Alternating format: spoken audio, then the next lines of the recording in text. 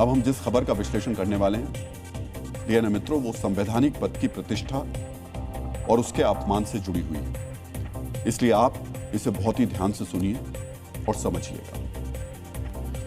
मित्रों, George Washington ने कहा था, शासन व्यवस्था और उसके सर्वोच्च पदों का सम्मान लोकतंत्र की स्थिरता के लिए आवश्यक है।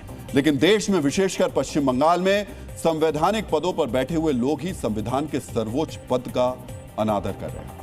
मुख्य चुनाव आयुक्त इस वक्त पश्चिम बंगाल में है।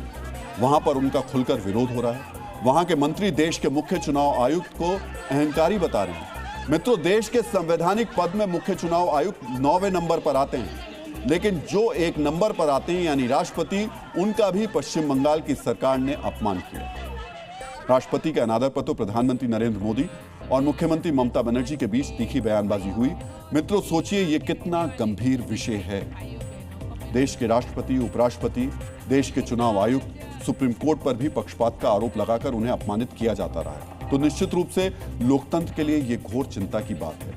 इसीलिए आज हम किसी की आलोचना नहीं कर रहे हैं, बल्कि जिस तरह संवैधानिक पद की प्रतिष्ठा को धूमिल किया जा रहा है, उस पर चिंता जता रहे हैं। सर्वोच्च संस्थाओं के प्रति सम्मान का जो नागरिक कर्तव्य है, उसे हम याद दिला रहे हैं।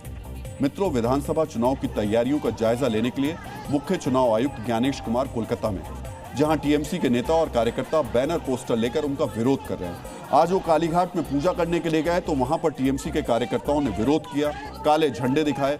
इससे पहले जब वो कल कोलकाता पहुंचे थे, तब भी कुछ लोग उनके काफिले के सामने झंडे लेकर पहुंचे और नारेबाजी शुरू कर दी। आज टीएमसी के डेलीगेशन ने चुनाव आयुक्त से मुलाकात की। इस मुलाकात के बाद भी टीएमसी के मंत्री ने सवाल उठाए। चंद्रिमा भट्टाचार्य ने कहा कि मुख्य चुनाव आयुक्त ने बहुत बुरा व्यवहार किया। टीएमसी के विधायक फिरहाद हाकिम ने तो यहां तक कहा कि चुनाव आयोग बीजेपी के इशारे पर काम कर रहा है। 3 दिन पहले इसी टीएमसी के सांसद कल्याण बनर्जी ने मुख्य चुनाव आयुक्त को उंगली काटने की धमकी दी थी, और यह बात उन्होंने वहां कही जहां ममता बनर्जी एसआईआर के खिलाफ धरना दे रही थी। हम आपको सुनाते हैं सांसद ने क्या कहा था। ममता दीदी जब सीईसी के पास गई तो उसने इतनी बदतमीजी की कि आप सोच नहीं सकते। उंगली उठा के ममता बनर्जी के साथ बात कर रहा था। तुम उंगली उठा के किससे बात कर रहे हो? तुम सीईसी नहीं होते तो तुम्हारी उंगली काट देता।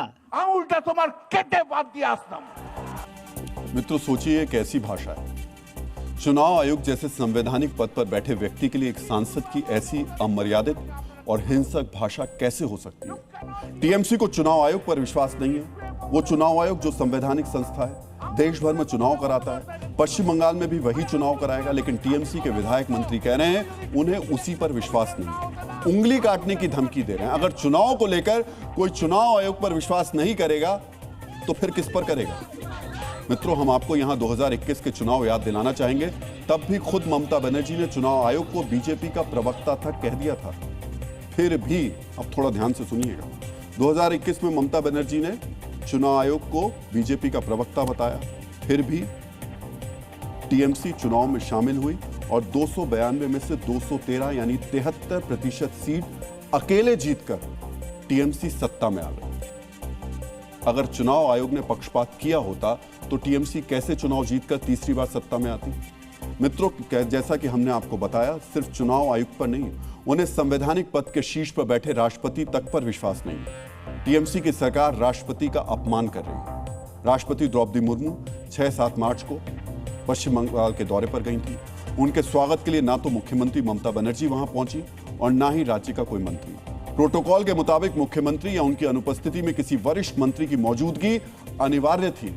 मित्रों, जब इस पर सवाल उठा तो ममता बनर्जी ने क्या कहा जानते हैं? उन्होंने कहा, राष्ट्रपति को भाजपा का एजेंट बेचने और राजनीतिक लाभ के लिए पश्चिम बंगाल भेजा गया। मित्रों, एक मुख्यमंत्री की यह सफाई जितनी हास्यास्पद है, उससे कहीं अधिक स्वस्थ लोकतंत्र के लिए खतरे की घंटी भी है। राष्ट्रपति कैसे किसी पार्टी विशेष के प्रचार के लिए जाएंगे? ममता बनर्जी भी अच्छी तरह जानती हैं कि राष्ट्रपति का पद किसी पार्टी का नहीं होता, वो सबका होता है, वो देश का होता है। राष्ट्रपति देश की गरिमा है, उनकी प्रतिष्ठा देश और संविधान की प्रतिष्ठा से जुड़ी होती है।